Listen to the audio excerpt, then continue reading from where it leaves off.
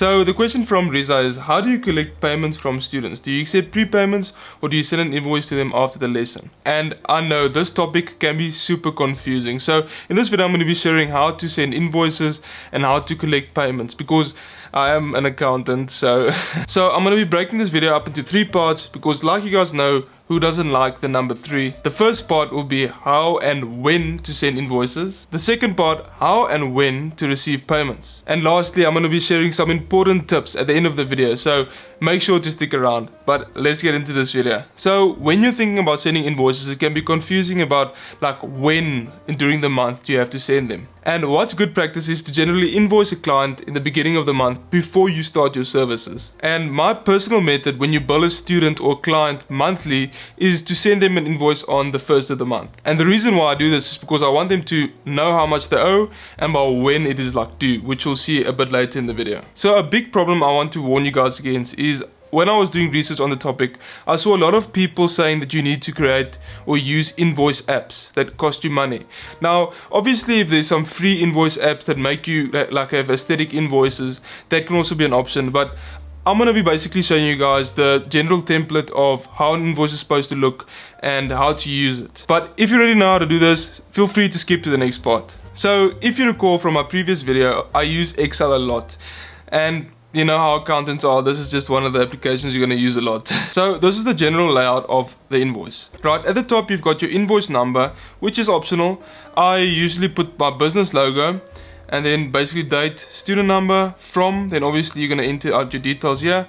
2, you're going to enter out your student's name or your client's name, whoever you're billing it to. And in this section, I usually put in the number of hours that I spent on the client, the date that I did it. For example, you did it on the 2nd or the 3rd or 5th, and the per hourly rate. So that obviously depends on if you're going to transport the child and your contract with the client. So this is all variable. So if you want to use this template that I set up, just go to the video description and it will be there and you can go and use it for free. Yeah, no problem. So just remember, I'm going to show you later on in the video how to actually ask and receive payments. So make sure you watch to the end. So when you are looking at receiving payments, one thing that did not work for me was like pestering parents. And I actually lost a student like this, because I know it sounds immature, but I was young at the time. So that is something you want to avoid doing, like literally at all costs. What actually worked the best for me in this instance was actually speaking with the client and asking them, listen, when will it fit you the best to pay? And what I've learned is not to be too strict with my payment terms, but there's like a fine line between